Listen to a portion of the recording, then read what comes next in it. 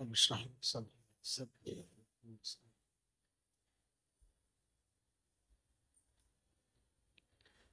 الحمد لله. الحمد لله وكفى وسلام على عباده الذين اصطفى.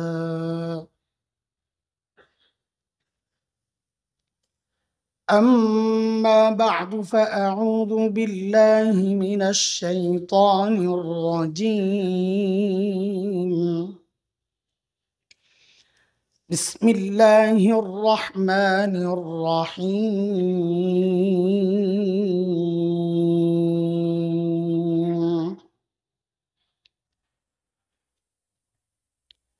لقد كان لكم في رسول الله أسوة حسنة لمن كان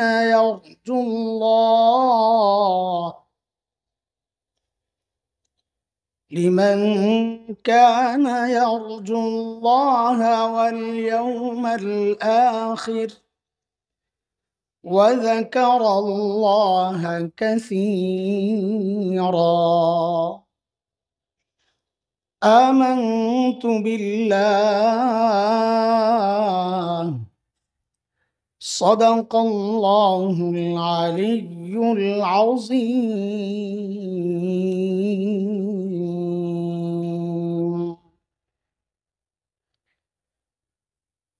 জামিউল উলুম মাদ্রাসা কর্তৃক 2 দিন ব্যাপী বার্ষিক ওয়াজ মাহফিলের আজকের প্রথম দিবসের মুহতারাম সভাপতি, অতিথিবৃন্দ, হযরত উলামায়ে কেরাম, মুরব্বিয়ানে আযম, দূর দূরান্ত থেকে আগত ইসলাম প্রিয় সুধী সমাজ, প্রিয় ছাত্র ভাইয়েরা, যুবক বন্ধুরা, আল্লাহ সুবহানাহু ওয়া তাআলার অশেষ মেহেরবানি যে মহান মালিক লাখো কোটি মানুষ থেকে বাছাই করে দ্বীনি এই মজলিসে আমাকে আপনাকে আসার বসার, কিছু কথা বলা ও শোনার তৌফিক দান করেছেন।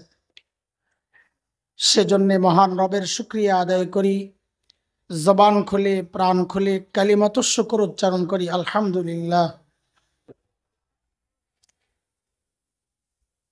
শুরু থেকেই আপনাদের সাথে কথাবার্তা বলবো, আমার সাথে জবাব দেওয়া লাগবে ইনশাআল্লাহ। ঠিক আছে ইনশাআল্লাহ? হ্যাঁ, কথাবার্তা বলা যাবে তো ইনশাআল্লাহ? হ্যাঁ। বলেন তো, আল্লাহ তাআলা আমাদেরকে কত নিয়ামত দিছেন? হ্যাঁ, মাশাআল্লাহ, অনেক না, অগণিত। কুরআন আল কারীমের 2 জায়গা, সূরাতুন নাহল, সূরাত ইব্রাহিমে আল্লাহ তাআলা এই কথাটা বলেছেন। মালিক বলেন, وَإِن تَعُدُّوا نِعْمَةَ اللَّهِ لَا تُحْصُوهَا إِنَّ الْإِنسَانَ لَظَلُومٌ كَفَّارٌ।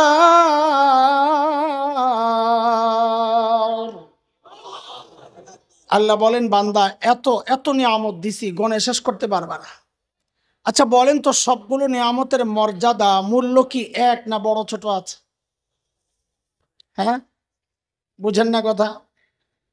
ধরেন আপনাকে 2টা অপশন দেওয়া হলো, হয় তোমার কল্লাটা দিবা, নয় হাতটা দিবা, কোনটা দিবেন? তার মানে আপনার কাছে হাত আর কল্লার মূল্য এক না, বড় ছোট আছে না? আল্লাহ তাআলা আমাদেরকে যত নিয়ামত দিচ্ছেন, এর মধ্যে সবচাইতে বড় নিয়ামত কোনগুলো?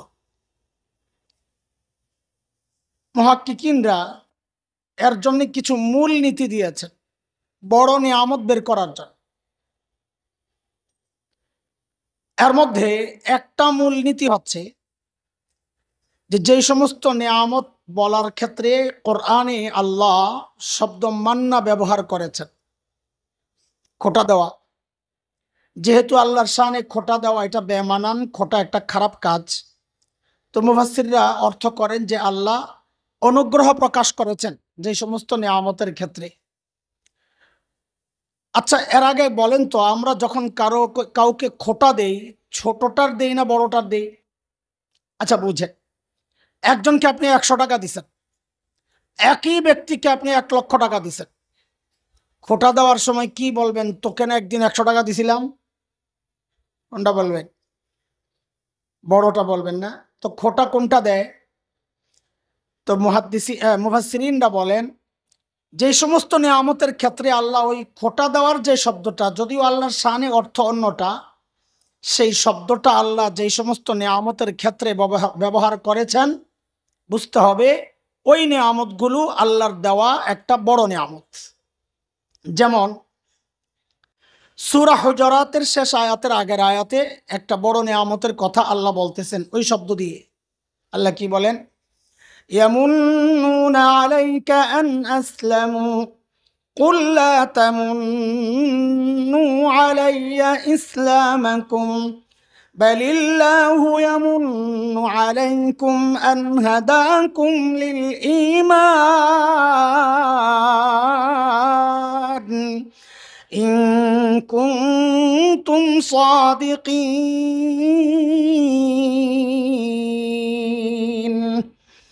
আল্লাহ বলেন, বান্দা আমি যে তোমাকে ঈমানের নিয়ামত দিচ্ছি, এটা আমার পক্ষ থেকে একটা বড় নিয়ামত।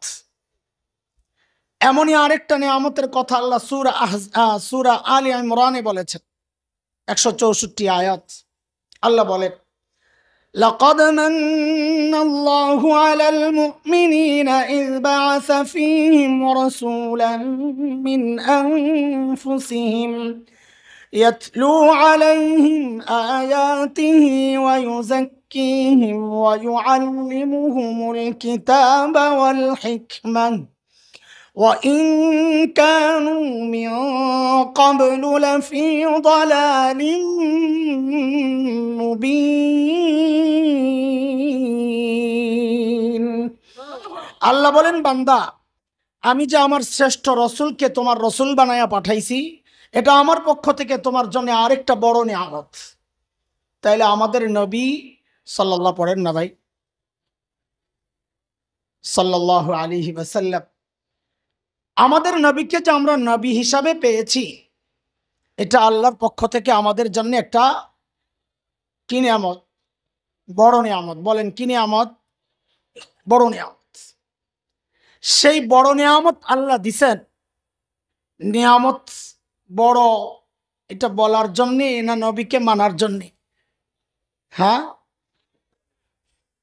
এক আল্লাহর বান্দার একটু ছোট্ট একটা গল্প বলি, মাদ্রাসার পোলাপাইন আছে তো, ওরা মজা পাবে।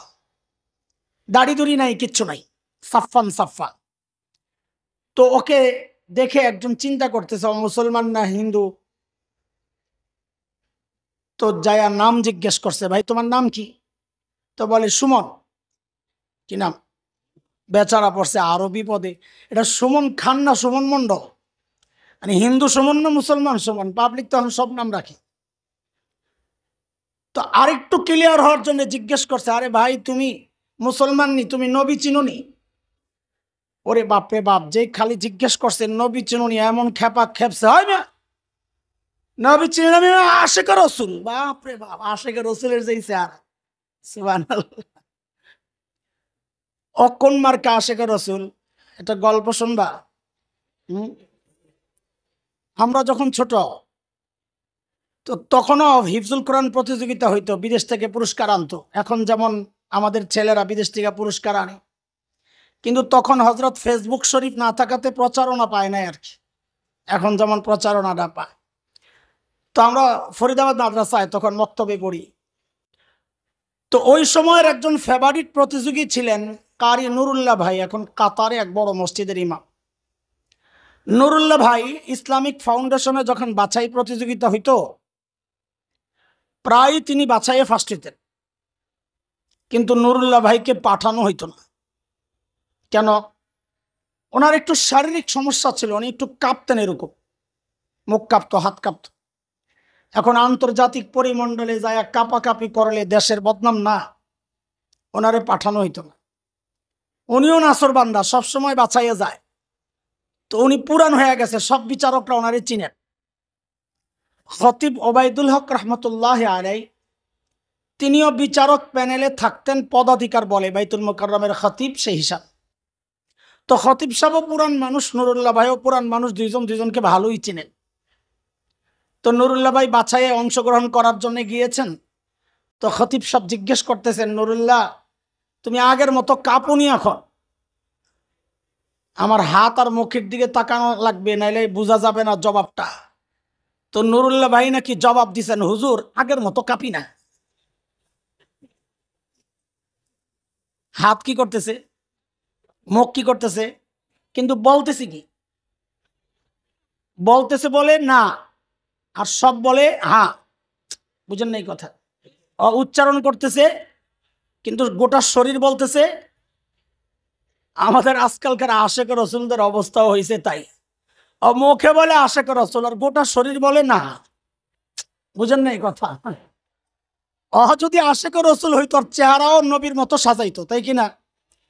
যদি আশেক রসুল হইতো আর চুল নবীর মতো হইতো, যদি আশেক রসুল হইতো ওর বিবিকে হিন্দি সিনেমার নষ্টা ভ্রষ্টা নর্তকী আর বেশ্যাদের পোশাক পরাইতো না। তো আমার নবীকে আল্লাহ তাআলা এই জন্যে পাঠান নাই যে তুমি নিজেরা আশেক রসুল দাবি কইরা মিছিল বের করবা, জশ্নে জুলুসের মিছিল বের করবা, জোরে জোরে মিলাদ পড়বা। আমার নবীকে আল্লাহ পাঠাইছেন তাকে অনুসরণ করার জন্য। কিসের জন্যে বলেন, কিসের জন্যে? আমাদের নবী এত বড় নবী, সুবহানাল্লাহ। আল্লাহ আমার নবীকে যা দিছেন সব সেরা সেরা জিনিস দিছেন, তুমি অনুসরণ করবা না কেন? কোন কারণে করবা না? আমি তো বরং অন্যভাবে বলি যে নবীর অনুসরণ শুধু জান্নাত পাবো ওই আশায়ও যদি কেউ না করে, তাও তো অনুসরণ করা দরকার। কেন? কারণ দুনিয়া তো আমার নবী যে কাজ যেভাবে করেছে, আজকের চিকিৎসা বিজ্ঞানীরা স্বীকার করতে বাধ্য হচ্ছে যে ওই কাজটা এভাবেই হচ্ছে সবচেয়ে উত্তম পদ্ধতি। আপনি খাওয়া ধরেন, ঘুম ধরেন, চলা ধরেন, কোনটারে ধরবেন? ডাক্তাররা, বিশেষ করে ফিজিওথেরাপিস্ট যারা, তাদের কাছে বুড়ারা যখন যায়, গিরায় গিরায় ব্যথা, কোমরে ব্যথা, তো বলে জোয়ানকালে খুব দৌড়াইছেন, ক্ষয় হয়েছে, এই জন্য খুব স্পিডে দৌড়ানো নিষেধ। আবার আস্তে আস্তে হাঁটলেও তো চর্বি কাটবে না। বিদেশে দেখা যায় সারাদিন মানুষ দৌড়ায়, কেউ না কেউ দৌড়াইতেছে, কেউ সকালে, কেউ দুপুরে, কেউ রাতে জগিং করে। তো এখন ওদেরকে স্পিডে দৌড়াইতে নিষেধ করা হয়েছে। কেন? যে বার্ধক্যে যায় ওই ক্ষয় সমস্যার কারণে ব্যথায় ভুগবে। আবার ধীরে ধীরে হাঁটতে নিষেধ করছে, চর্বি কাটবে না। তো নতুন মাঝামাঝি চলতে বলা হয়েছে, যাকে নাম দিয়েছে ওরা একটা মধ্য চলা আর কি, দৌড়ানোও না হাঁটাও না।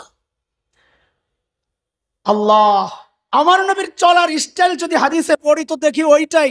হাদিসে কি আসছে, নবী যখন চলতেন যেন উপর থেকে নিচের দিকে নামতেছেন, দৌড়াতেনও না, স্লো হাঁটতেনও না। চিকিৎসা বিজ্ঞানীরা এখন স্বীকার করছে আমার নবীর চলার ওই পদ্ধতিটাই ছিল সবচেয়ে উত্তম পদ্ধতি। খাওয়ার পদ্ধতি এক, ওই যে ডায়েট কন্ট্রোলের পোলাপাইন আছে, না খায়া শুকাইতেছে, ওজন কমায়, ওজন কমায়। জাহাঙ্গীর সাহেব এক বিপ্লব তৈরি করে দিস। তো আমেরিকাও চলে এগুলো, ওরা একটা লিফলেট বানাইছে যে যারা ওজন কমাইতে চায় এদের জন্য কিছু পরামর্শ। এক পরামর্শ, খানা নিয়ন্ত্রণ করো। 2, ব্যায়াম করো, ব্যায়াম, জিমে যাও। 3, অথবা কিছু মেডিসিন গ্রহণ করো। এই 4টার একটাও যদি না পারো তাহলে অন্তত এই পরামর্শটা মানবা। ডাক্তাররা বলে ধীরে ধীরে খাও, ভালো করে চাবায়া চাবায়া খাও। চাবায়া খাবে কেন? কারণ আমরা আস্তে আস্তে গিলে ফেলি, যে পাকস্থলিতে যায়। ক্রাশ করা, গুঁড়া করা, এটা পাকস্থলীর কাজ না। ক্রাশ ইউনিট তো মুখটা। আল্লাহ বানাইছেন, দাঁত দিছেন কোন জায়গায়? মুখে না পাকস্থলীতে? কথা বলে না।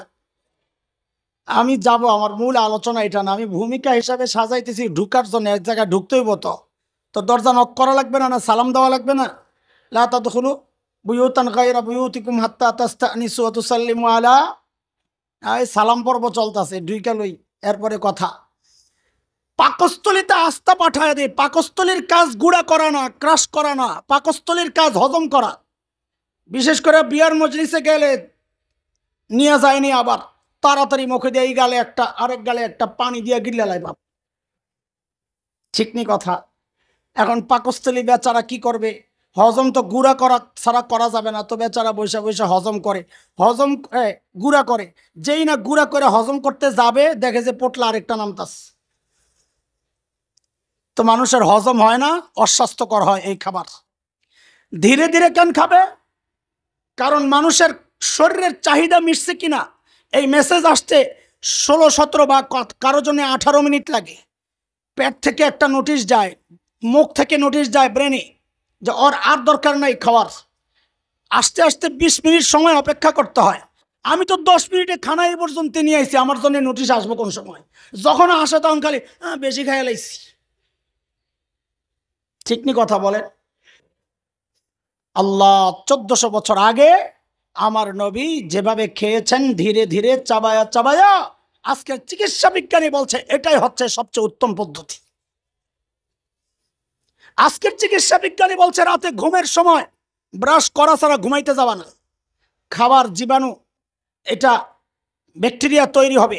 মুখের মধ্যে ময়লা থাকলে হার্টের সমস্যা হয়। মুখ হচ্ছে ঘরে প্রবেশের দরজা, শরীরে প্রবেশের দরজা হচ্ছে মুখ। দরজায় ময়লা থাকলে যারাই দরজা হয়ে যাবে, ময়লা নিয়ে ভিতরে যাবে কিনা? তো মুখের মধ্যে ময়লা থাকলে সব ময়লা ভেতরে যায়, এটা শরীরের জন্য ক্ষতির কারণ হয়। ডাক্তার বলে যে ব্রাশ না করে ঘুমাইতে যাবা না। আর আম্মা জান আয়েশা রাদিয়াল্লাহু আনহা বলেন, আল্লাহর নবী কখনো মিসওয়াক করা ছাড়া ঘুমাইতে যেতেন। এই জন্যে বলি, শুধু জান্নাত পাবো এই আশায় যদি কেউ না করে, নিজে সুস্থ থাকার জন্য সুন্নত মানা দরকার। কেন? কারণ এই কাজের জন্য এর চেয়ে উত্তম পদ্ধতি আর হইতেই পারে না। আজকের ওই যে ফিজিওথেরাপিস্টরা বলে ব্যাক পেইন, কোমরে ব্যথা, কাঁধে ব্যথা, বলে শোয়ায় সমস্যা। বলে শোয়া 4 পদ্ধতিতে শোয়া যায়, ডান বাম উপর চিত। বলে চিত হইয়া শোবেন না, ডাক্তাররা বলে, আমার কথা না, চিত হইয়া শোবেন না। কেন? বলে মেরুদণ্ডকে আল্লাহ বানাইছেন সোজা হইয়া মানুষের ভারটাকে গ্রহণ করার জন্যে। যখন আপনি চিত হইয়া শোন, তো মেরুদণ্ড নিচে যায়, আপনার বড় ভুঁড়িটা যায় আর চাপ দেয় মেরুদণ্ডের মধ্যে, তখন 2 পাশে টান পড়ে, কোমরে আর ঘাড়ে। এই টানটাই হচ্ছে ব্যাক পেইন। চিত হইয়া শোবেন, ব্যাক পেইন হবে। তো কেমনে শোবো? উপর হইয়া শুই। বলে আরো সমস্যা। বলে কেন? বলে নারী বুড়ি পেস খায় মারা যেতে পারে। বলে তাহলে বাম পাশে শুই। বলে আরো সমস্যা। বলে কেন? বলে হার্টবিট কমে যাবে, পাম্পিং কমে যাবে, চাপে পড়ে যাবে। বলে তো সমু কোনটা? বলে ডান পাশে শুইবা। বলে 1400 বছর আগেই তো নবী শোনা গেছেন, দেখা গেছেন যে ডান কাঁধে শোয়াই তোমার জন্য স্বাস্থ্যসম্মত। এটা আলোচনার বিষয় না, এটা হইল সালাম কি ঘরে ঢোকার। বর্তমানে এক সময় চলতেছে বাংলাদেশ, কি সেটা? স্বাধীনতার পর, তোমাদের ভাষায় আর কি, স্বাধীনতার পর এক বিশৃঙ্খল অবস্থা চলছে সারা দেশ। কে কার প্রতিপক্ষ হয়ে গেছে কেউ বুঝতেছি না, এক অস্থির অবস্থা। এই অবস্থায় আল্লাহর নবীর সুন্নতকে সামনে রেখে আমাদের করণীয় কি? দুনিয়ায় কে কি বললো ওইটা আমাদের জন্য করণীয় না, ওইটা আমাদের জন্য পালনীয় না, ওইটা আমাদের জন্য অনুসরণীয় না। আমার নবী শত্রুর সাথে কি করেছেন, আমার নবী আপনজনের সাথে কি করেছেন, ওইটা হচ্ছে উম্মতে মুসলিমার জন্য করণীয়, অনুসরণীয়। কথা বলে ঠিক কিনা? আজকে আমার নবীর একটা ছোট্ট গুণ নিয়ে আপনাদের সামনে আলোচনা করতে চাই। সেই গুণটা হচ্ছে ক্ষমা আর সহনশীলতা। ক্ষমা আর সহনশীলতা, এই গুণ আল্লাহর। সূরা আহজাবের মধ্যে আল্লাহ নিজের পরিচয় দিয়েছেন, ওয়াকানাল্লাহু আলিমান হালিমা। আল্লাহ আমার সব জানেন, তারপরও আল্লাহ সহনশীলতার পরিচয় দিয়েছেন, কিচ্ছু বলেন না। জানার সাথে সহনশীলতা মানে কি, সম্পর্ক কি? বলে আমরা কারো ব্যাপারে সব না জানার কারণে তারে ছেড়ে দিই, সব জানলে ছাড়তাম না। আল্লাহ বলেন আমি তোর সব জানি, তাও ছেড়ে দিলাম। সহনশীলতা। আমার বাবা ভুল করছিলেন, হযরত আদম আলাইহিস সালাম। ভুল করছেন না গুনাহ করছেন? জোরে বলেন, তাড়াতাড়ি বলেন, সময় নেই। ভুল না গুনাহ? কেন? আহলুস সুন্নাহ ওয়াল জামাতের আকীদা হচ্ছে কোন নবী জিন্দেগিতে কোনো গুনাহ করেন নাই। বলেন আমার সাথে চিৎকার করে, সমস্ত নবী নিষ্পাপ মাসুম। আরে ঠিক বলতে বলি নাই, বলছি সমস্ত নবী নিষ্পাপ, এটা আগে বললাম। কোন নবী জিন্দেগিতে কোনো গুনাহ? আরো জোরে বলেন। কেউ কেউ আমার নবীরও তো গুনাহগার বানায় লাই। তাহলে কেন?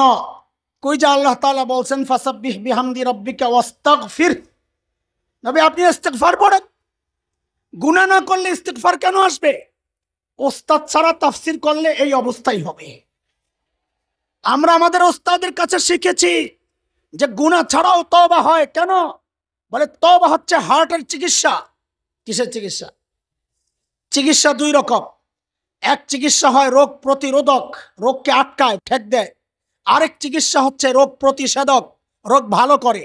যেমন টিকা রোগ ভালো করে না, রোগকে ঠেক দেয়। জোরে বলেন, জোরে বলেন। আল্লাহ তাআলা যেখানে নবীদেরকে ইস্তিগফারের কথা বলেছেন, সেখানে রোগ প্রতিষেধক হিসাবে না, রোগ ভালো করার জন্য না, গুনাহ মাফ করার জন্য না, ওই গুনাহকে ঠেক দেওয়ার জন্য। এটা টিকা, টিকা। ইস্তিগফার পড়েন যেন গুনাহ আপনি না করেন। বলে আপনি কই পাইলেন এক ব্যাখ্যা? এটা হাদিসের কথা। হযরত আগর মাযনী রাদিয়াল্লাহু আনহু বলেছেন, ইন্নাহু লা ইয়াগানু আলা কলবি, নবী আলাইহিস সালাম বলেন, ইন্নাহু লা ইয়াগানু আলা কলবি হাত্তা আস্তাগফিরুল্লাহ কুল্লা ইয়াউম মিআতা মাররা। নবী বলেন মাঝে মধ্যে আকাশের মেঘমালার মতো আমার মধ্যেও গুনাহ করার ইচ্ছা উঁকি ঝুঁকি দেয়। ওটাকে ঠেক দেওয়ার জন্যে আমি প্রতিদিন 100 বার ইস্তিগফার পড়ি। তো বলেন হযরত আদম কি করেন নাই? জোরে বলেন, জোরে বলেন। কেন? আল্লাহর হুকুম অমান্য করেন নাই? তাড়াতাড়ি জবাব দেওয়া লাগবে। তো হযরত আদম আল্লাহর হুকুম অমান্য করেন নাই? করছেন? ফল খাইতে নিষেধ করছেন, খাইছেন না? তা আল্লাহর হুকুম অমান্য হয়েছে না? তাহলে গুনাহ করেন নাই মানে? বলে আল্লাহর হুকুম অমান্য করলেই গুনাহ হয় না। যেমন রমজানে রোজা রেখে খাওয়া, কেউ যদি খায় আল্লাহর হুকুম অমান্য করে কিনা? বলেন না, করে। কিন্তু কেউ যদি ভুলে খায়, আল্লাহর হুকুম অমান্য হয়েছে কিন্তু গুনাহ হয়েছে কিনা? কেন? অনিচ্ছায় করছে। অনিচ্ছায় যদি আল্লাহর হুকুম অমান্য হয় সেটা গুনাহ হয় না, এটাকে ভুল বলে, এটাকে গুনাহ বলে না।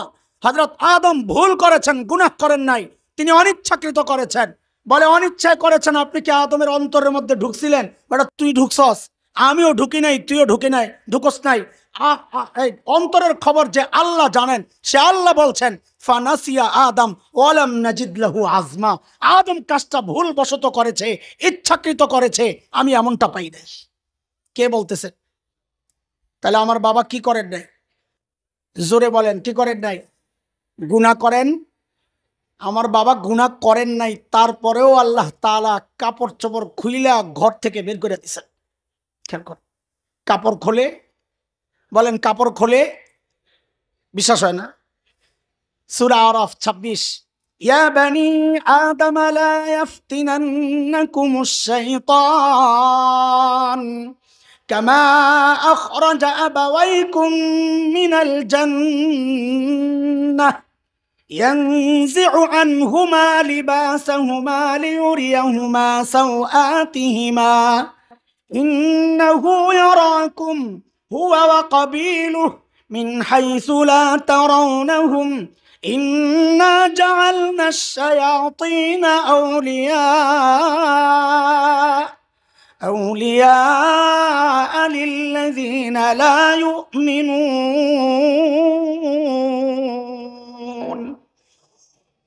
আমার বাবা ভুল করেছেন, তাও আল্লাহ ঘর থেকে বের করেছেন, কাপড় খুলে রেখে দিয়েছেন। অথচ কি করেন নাই? কথা বলে না, কি করেন নাই? অথচ আল্লাহ তাআলা আমাদের ব্যাপারে কতটা সহনশীল।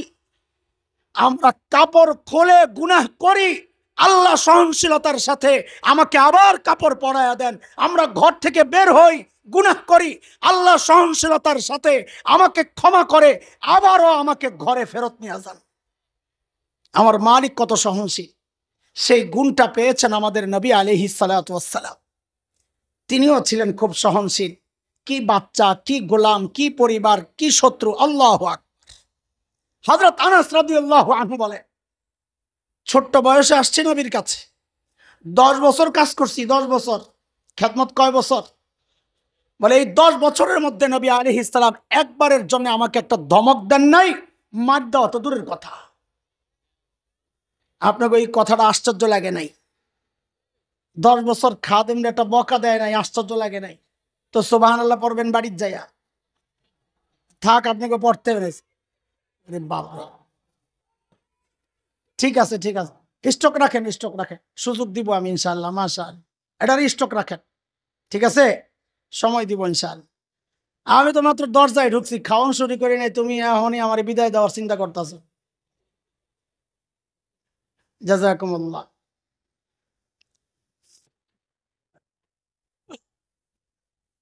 অনেকে বাহিরে আল্লাহওয়ালা, ভিতরে বউ পিটায়, এমন বুজুর্গ আছে না নাই? হুম, এমন বুজুর্গ আছে, পাগড়িওয়ালা বুজুর্গও দেখছি বউ পিটায়। অথচ আল্লাহর নবী নিজের প্রিয়দের সাথে আচরণগুলো কেমন ছিল খবর। আম্মা জান তো মাঝে মধ্যে খুব খেপে যেতেন। এই জায়গায় নবী আর উম্মতের হিসাব টানবেন না, এই জায়গায় স্বামী আর স্ত্রীর ব্যাপার। তেমনই একদিন খেপছেন, এর মধ্যে সাইয়েদনা আবু বকর ঢুকছেন। তো আল্লাহর নবী মুআমালা আবু বকরের কাছে হস্তান্তর করে বলেন, আবু বকর, আমাদের দুইজনের ফায়সালাটা আপনি করে দেন। তা আবু বকর জিজ্ঞেস করে, কি হয়েছে বলেন। কে বলবে? তা আম্মা জান বলে, আপনি বলেন, কিন্তু উল্টা পাল্টা কিছু বলবেন না কিন্তু। দেখছেন নি কারবার। হায় হায়, যে এই কথা বলছে নবী আলাইহিস সালামের সামনে আবু বকর দিয়েছেন এক থাপ্পড়, আমার নবী বলছে উল্টা পাল্টা বল। এইটা দিয়া যখন আরো কিছু দিবে ভাব নিছেন আবু বকর। নরম তো নরম, নিজেদের মধ্যে নরম, কিন্তু অন্যায় দেখলে আবু বকরের মতো গরম আর কেউ ছিল না। এ মৌলবীর স্বভাব আর কি, মৌলবীর ওই স্বভাব তো পাইছেন আবু বকরের থেকে। বুঝেন না এই কথা? দেখো নরম, সময় মতো ঠিকই গরম, কথা বল। আবু বকর দিয়েছেন এক থাপ্পড়। আম্মা জান তো ডরে, যেই থাপ্পড় খাইছেন ডরে যায় আল্লাহর হাবিবের পিছনে যায় লুকাইছেন। নবী আলাইহিস সালাম বলেন, আবু বকর, আপনার মারার দায়িত্ব কে দিছে? আমি তো ফায়সালা করতে বলছি।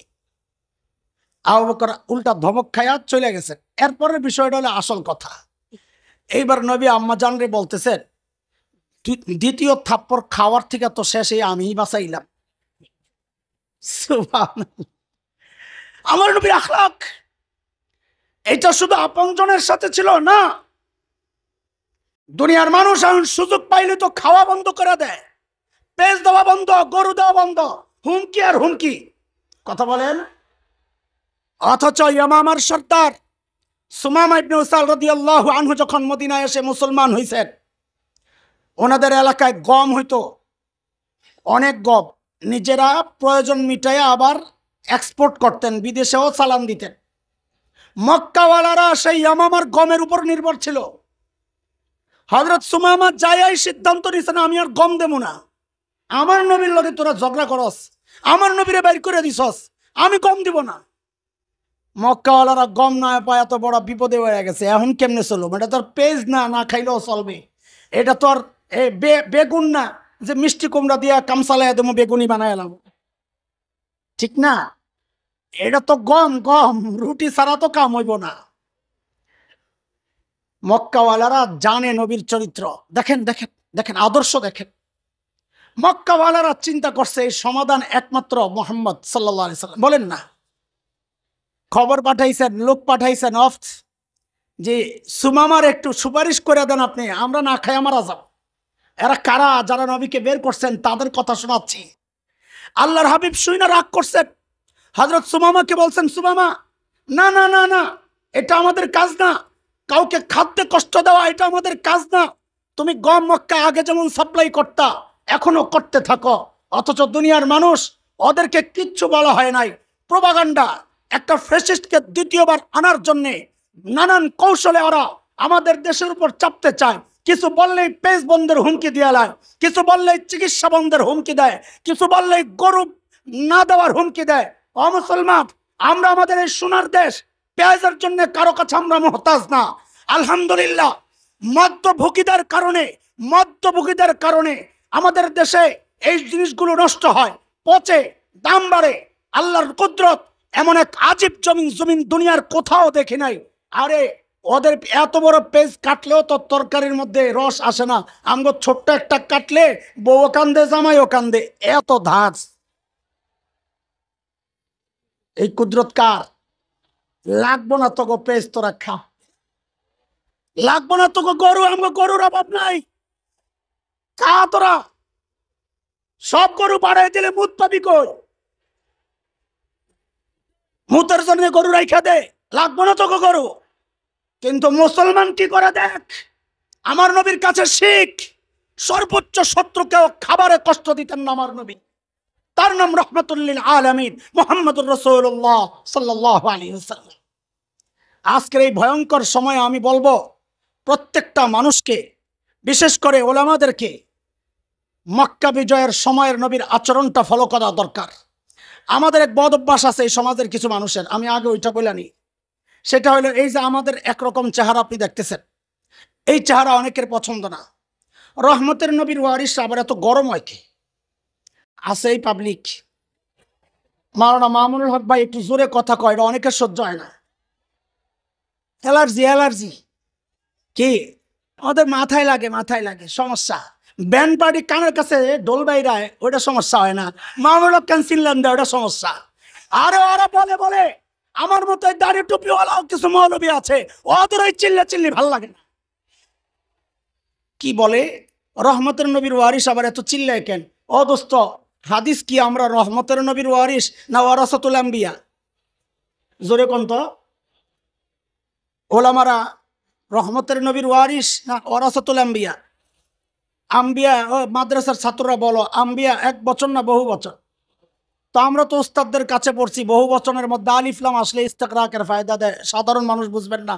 মানে টোটাল মানে বলেন, মানে তার মানে ওলামারা সমস্ত নবীর ওয়ারিস, কাজের সমস্ত নবীর গুণ তাদের মধ্যে থাকবে। ভাই মাওলানা মামুনুল হককে যখন গ্রেফতার করা হয়, আল্লামা মুজাহিদ মিল্লাত জুনায়েদ বাবনগরী নওয়ারাল্লাহু মারকাদা বদদোয়া করেছিলেন জালেমদের জন্য। আমি দেখেছি আমার মতো মৌলবীও ফেসবুকে পোস্ট দিয়েছে, আলেমের সান্না বদদোয়া দেওয়া। আলম রহমতের নবীর ওয়ারিস, রহমতের নবী ওহদে মার খাইছেন, বদদোয়া দেন নাই। হ্যাঁ, তায়েফে মার খাইছেন, বদদোয়া দেন নাই, হেদায়েতের দোয়া করেছেন। রহমতের নবীর আবার ওয়ারিসরা আবার বদদোয়া কেন দেয়? আমি বলি জবাবে, না না না, তুমি ভুল হাদিসের ভুল ব্যাখ্যা দিচ্ছ। আমরা শুধু রহমতের নবীর ওয়ারিস না, আমরা সমস্ত নবীর ওয়ারিস। সমস্ত নবীর গুণ উম্মতের আলেমদের মধ্যে থাকতে হবে। আমরা নবী নূহের ওয়ারিস। নূহ বদদুয়া দিয়েছেন, রব্বি লা তাজার আলাল আরদি মিনাল কাফিরিনা দাইয়ারা। আল্লাহ কাফের একটাকেও রাখা যাবে না, ওরা ভাইরাস ছড়ায়া অন্যগুলোর ধ্বংস করবে। বদদুয়ার জায়গায় বদদুয়া দিতে হবে। বলে মূর্তি ভাঙ্গো কেন? বলে কেন ভাঙবো না? আমরা নবী ইব্রাহিমের ওয়ারিস, মূর্তি ভাঙ্গার মহান পুরুষ, প্রয়োজন আমরা মূর্তি ভাঙতে জানি। বলে মারতে চাও কেন? বলে কেন মারবো না? আমরা নবীর মূসার ওয়ারিস, এক ঘুষিতেই জীবন শেষ। বলে ক্ষমতায় যেতে চাও কেন? ক্ষমতায় যেতে চাও কেন? এই জন্য চাই আমরা নবী দাউদ আর সুলাইমানের ওয়ারিস, প্রয়োজনে ক্ষমতায় আমরা যাব। বলে আবার কান্দ কেন উম্মতের জন্য?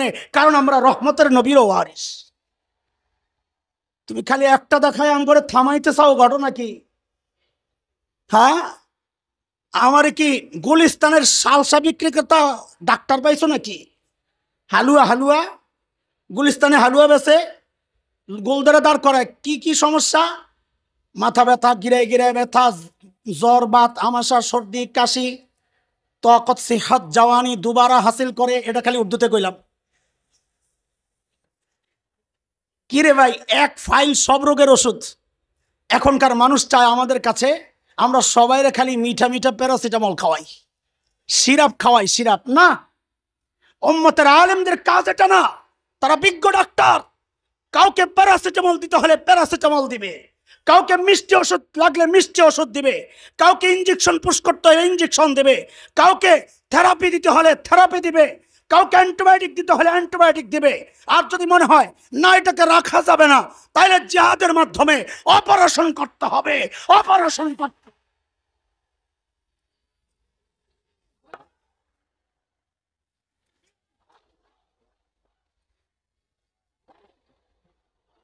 রাখো। হেকমত হুজুর, একটু হেকমতের সাথে, কত হেকমতের ওয়াজ যে শুনছি এই 16 বছর। বলে হঠাৎ করে শুরু করছেন কি? আস্তে আস্তে না, আসতে সময় নাই, আটকায় আসছিল এতদিন। ছোটবেলায় এক বুড়ির গল্প শুনছি, হুজুর আমারে মাফ করে দিয়ে, আমি একটু পোলাপেনের লয়ে কথা কই, মুরব্বীরা কানে আঙ্গুল দেন। এক বুড়ি ভিক্ষা করত, সারাদিন ভিক্ষা কইরা পোটলা একটা বানাইছে, বিকালবেলা কোন বাট পারে পোটলা লয়ে গেছে গা। বুড়ির কি কষ্ট। পরের দিন ভিক্ষা করতে আইসা কারো ছায়া দেখলেই খালি কয় কেরে, ডর আবার নিন হয়ে যায়। কেউ লাগলে কেরে, আওয়াজ পাইলে কেরে। সারাদিন কেড়ে করতে করতে মানুষ সারাদিন যা করে রাতে ঘুমায়ও তা করে। ওই বাসের হেল্পার বউয়ের সাথে ঘুমায়ের পিছনে বাইরে, রাতে ঘুমায় আর কয় ওস্তাদ বামে প্লাস্টিক। ঠিক ঠিক কথা। আল্লাহু আকবার। ওই বুড়িও রাত্রে শুয়ে শুয়ে খালি কয় কেড়ে কেড়ে। চোর আইছে ঘরে, চোর আয়া যে নাক ডাকা শুনছে তো আগা কেড়ে কইলে 2 হাত পিছায়, আবার নাক ডাকা শুই না 1 হাত আগায়, আবার কেড়ে কইলে 2 হাত পিছায়। পরে চোর বুঝছে আরে বুড়ি তো ঘুমায় ঘুমায় কাম করে, কিন্তু ওই যে আওয়াজটা শুনলেই তার কলজাটা শুকায়া যায়। তো কি করছে, কান্দে চাদর একটা আসিল, ওইটারে আস্তে আস্তে বুড়ির মুখের মধ্যে ঢুকাইছে। তো কেরের আওয়াজ বন্ধ হয়েছে, কিন্তু প্রোডাকশন তো বন্ধ হয় নাই। কেড়ে খালি বাইরেতেছে আর মুখের মধ্যে জমতাস। সরে যাওয়ার সময় খালি কাপড়টারে টান দিছে আর সব একবারে বাইরেছে করে। আমগরে 16 বছর কইতে দাও নাই ভাই, সব জমা হয়েছে মোহের মধ্যে। এখন 5ই আগস্ট মোহের পর্দা সরাইছ, তখন সব একবারে বাইরেছে। কথা ঠিক। সহ্য না হইলে খোলা আছে সীমান্ত, যাওগা যাওগা। এটা মুসলমানের দেশ, এখানে তাওহীদের কথা হবে, ইমানের কথা হবে, স্বাধীনতার সার্বভৌমত্ব রক্ষার কথা হবে। কারো ভালো না লাগলে সে গাড়ি গোল করে চলে যেতে পারে, চলে যেতে পারে।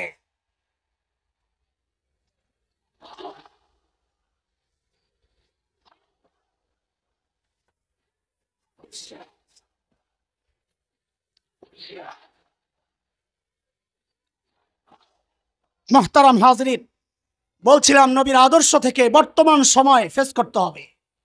নবী আলাইহিস সালাম শুধু নরমই ছিলেন না গরমও হইতেন, আবার শুধু গরমও হইতেন না মাফও করতেন। এই মক্কা বিজয়ের কিছু গল্প আপনাদেরকে শোনাই চলেন।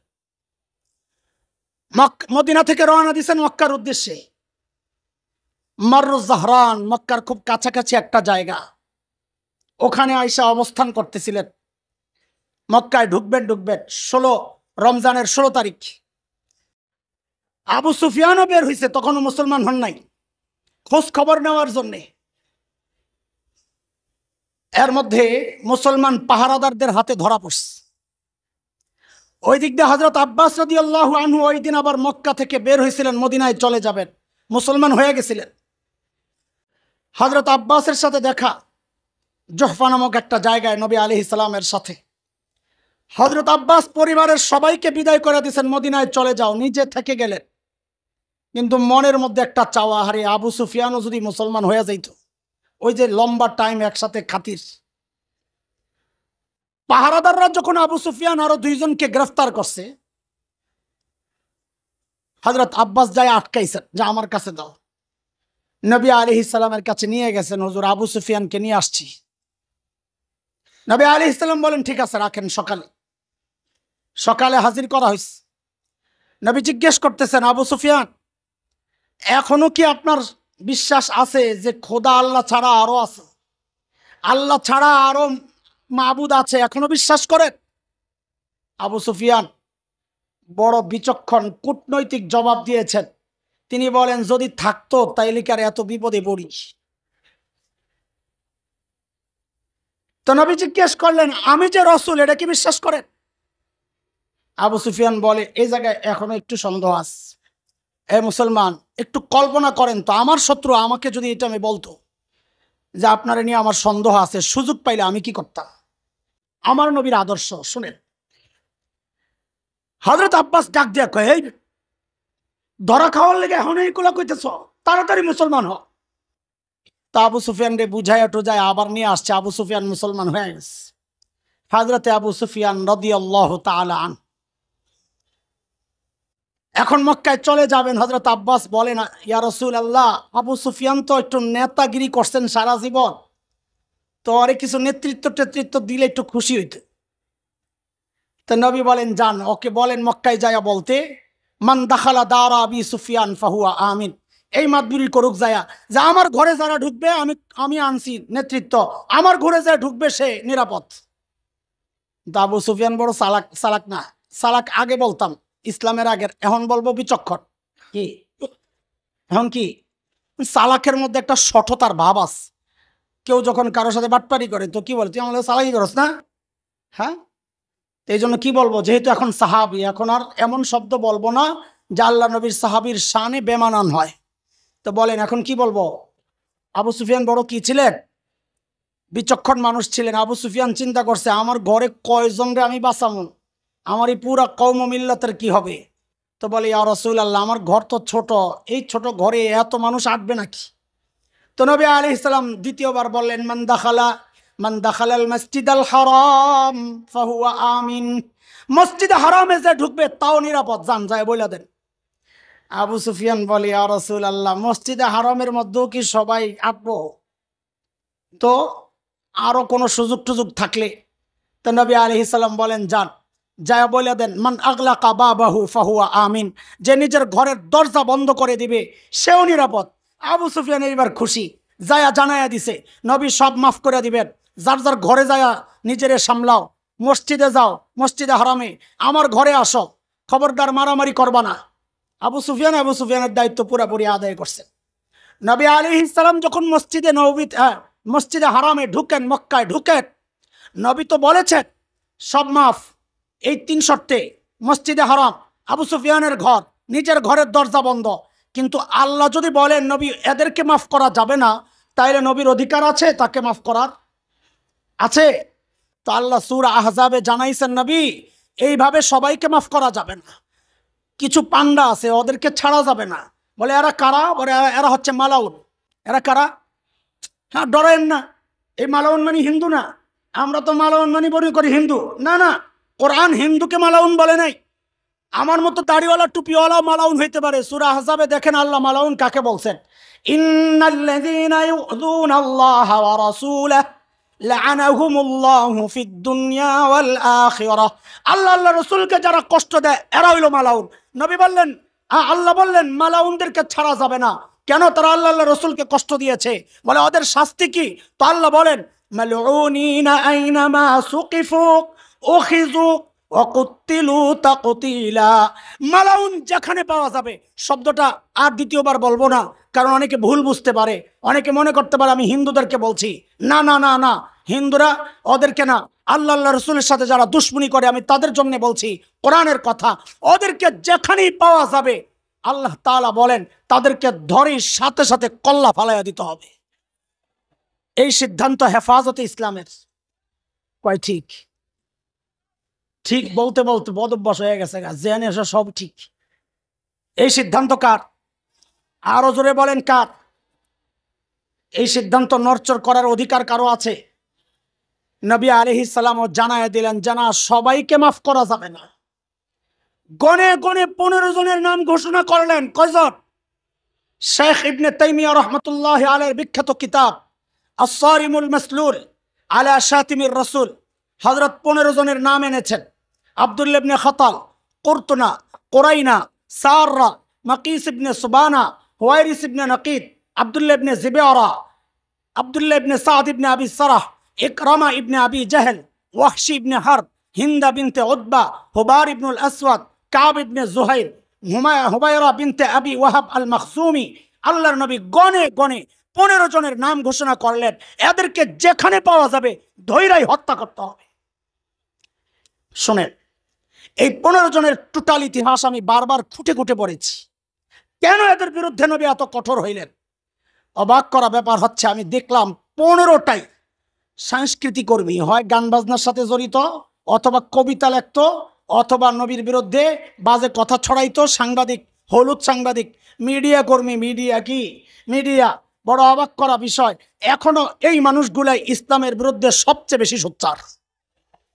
কথা বলেন না আপনারা? কথা বলেন। নবী ঘোষণা দিলেন কয়জনকে মাফ করা যাবে না? কয়জন? একটার নাম ছিল আব্দুল্লাহ ইবনে খাতাল। অত অপরাধ, মৃত্যুদণ্ড জারি হয়েছে 3 কারণে। শুরুতে মুসলমান হয়েছিল, মদিনায়ও ছিল। নবী আলাইহিস সালাম একজন গোলাম এবং একজন আনসারী সাহাবী সহ পাঠাইছেন পশু লালন পালনের জন্যে। গোলামরে হুকুম করছে খানা বানা। নগদে কেন খানা বানায় নাই? গোলাম গেছে ঘুমাইয়া। গোলামরে যায় ঘুমে দেখার দেরি নাই, লগে লগে জব করে লিস। এখন তো ডর ঢুকছে, আরে কেসাসান, হত্যার বদলে হত্যা, আমারও তো হত্যা করা। ওই জানোয়ার জীবজন্তু যা ছিল ওগুলো লইয়া মক্কায় পালাইস, তাইলে ওখানে যাইয়া মুরতাদ হয়ে গেছে। তাইলে এক অপরাধ হলো একজনকে হত্যা করছে, হত্যার বদলে হত্যা। মুরতাদ হয়ে গেছে, আরেক হত্যা। ওখানে যাইয়া নবীর বিরুদ্ধে কুৎসা, সে বাজে বাজে কবিতা লেখছে। এগুলা তার বাঁধি কুরতুনা, কোরাইনাকে দিয়ে আবার গাওয়াইতো। তারা ছিল নর্তকী আর গায়িকা। এই 3 অপরাধ তার জন্য মৃত্যুদণ্ড। 3টা কারণ। আব্দুল্লাহ ইবনে খাতাল যায়া কি করছে জানেন? কাবার গিলাফ দিয়া নিজেরে যায়া ঢাকছে। কোন জায়গায়?